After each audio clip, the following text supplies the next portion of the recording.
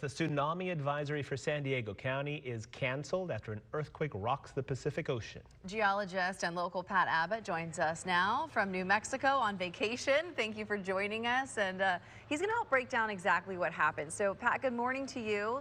I know that a lot of people don't understand that an earthquake in Russia can actually trigger a possible tsunami right here in San Diego. How does all this happen? Well, indeed. Of course, this has been recognized since the late 1800s, that term, the Pacific Ring of Fire. So all around the western side of the Pacific Ocean, we have that plate tectonic process of subduction, where massive areas of ocean floor, miles or thick, are dragged beneath the continent, releasing immense amounts of energy. We only have to think back to 2011 here, the Japanese earthquake, that 9.0 earthquake, and that massive tsunami. Well, this is basically the next door neighbor. There's one in 1952. They had a 9.0 right next to this area here. So in other words, this is an area where these monster earthquakes routinely occur. And then why or how does it reach us so far away? Well, water is an incompressible fluid. So in other words, energy put into the water transmits. What happens there in Russia not only will come over here and hit North America, it'll bounce back and go back to Asia again. So the water transmits the energy very much. And 8.8 magnitude. Well, we had an 8.8 in Chile in 2010. And at that time, the wave on the order of 1.5 feet high came into San Diego Bay and caused a bunch of damage to boats on Shelter Island and things like that. And of course, for us here, well, that is the main thing. The definition of tsunami in Japanese is harbor wave. So who gets hit the hardest in San Diego? San Diego Bay. Right. That water comes forcing in through the entryway into the bay.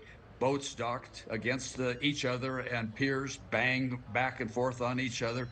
And that's the kind of a thing then where if I was living on one of those boats, I wouldn't have stayed there last night. I would have gone inland. Just abundance of caution. Not that I'm really worried or can't go to sleep there, but why take the risk? What's the point? A good night's sleep is I'll get it wherever I can. Why take the risk? Indeed, well said. A lot of folks, when they found out this happened yesterday, and here we go with it's a warning, it's an advisory, it's all the terms that people are scrambling to find out. Explain the difference: a tsunami warning, a tsunami advisory.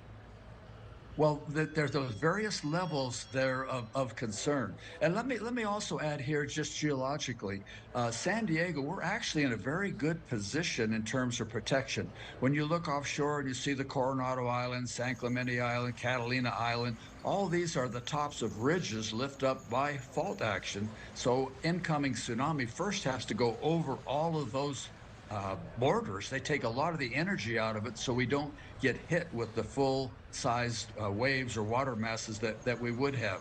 So alerts just that, like the word says, be aware that this is going on.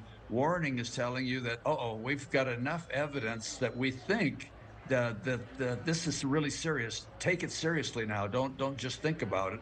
And of course, we're also helped by hearing things like what happens to Hawaii, what happens to some of the other areas who receive it first, to give us sort of an idea of how big a one we might expect here.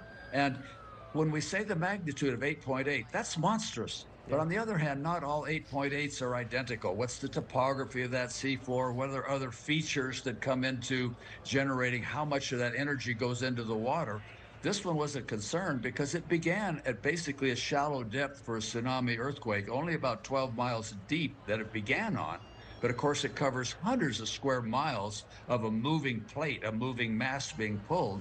So there is the energy, and then we kind of wait to see what we get hit with. One other little thing I might mention that's interesting too. In 1964, the second largest earthquake we've ever measured, a 9.2 in Alaska, set off a tsunami.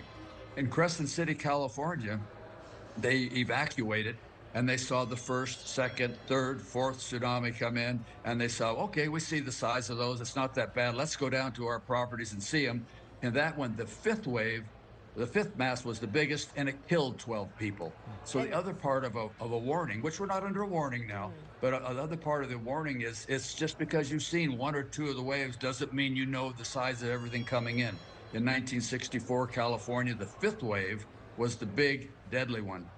I think that's the biggest issue too, is that people see, oh, there's not that much damage today or nothing happened, and they got a little worried. Meteorologists and people that work with scripts, everyone's taking all those precautions and putting out the information. But isn't it better to be safe than sorry? It's always kind of putting all the information out there that we can have, giving you the notices and the advisories, so you're not standing on a shoreline or your boat, and you're not sitting in your boat in the middle of the night when something were or could happen. That's the best idea. Well, I agree with you totally. And that's the point. We have to be very cautious about what we tell the public. We don't want to be like the little boy who cried wolf. We don't want to be say danger, danger, danger all the time and have nothing happen. And what Raul was just bringing up there, like what's the difference between an alert and a warning? Put the information out and try to temper it with, hey, this isn't a disaster on the way, evacuate immediately, but be aware that something significant could happen. This is not the time to go to the beach and stroll along the water edge or that sort of a thing. Be aware of your surroundings. And so I think the media do a great job of letting people know the potential of what could happen. It's fascinating when you see the world maps and you talk about the Ring of Fire.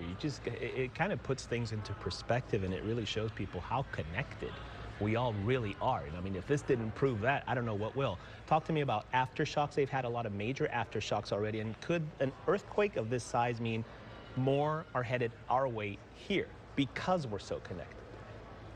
Well, first off, you never have just one earthquake. An earthquake is always a series of events. So in other words, the aftershocks will come.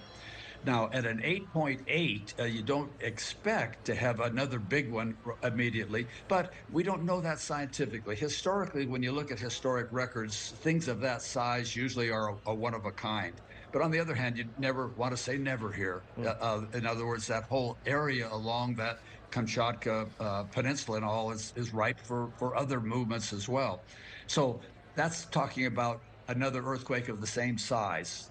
In the first 72 hours, something like that is possible, not very likely, but possible. But aftershocks, at 8.8, you're going to be having aftershocks in the sevens, and certainly a lot of them in the sixes. I mean, for us here in San Diego, a magnitude in the sevens is as big as we're going to expect. Right. And yet those will be the size of some of the aftershocks after an 8.8.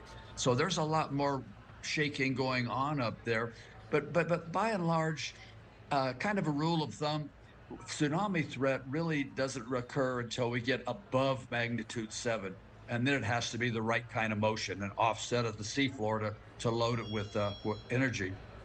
Fortunately for us, it's canceled, but you know what? You got to take caution when something of that size happens. Dr. Pat Abbott, always so appreciative of your insight and your willingness to come chat with us. And I learned something about Pat. He loves his opera. Who knew? Now we know. Pat Abbott, thank you, sir. Thank you.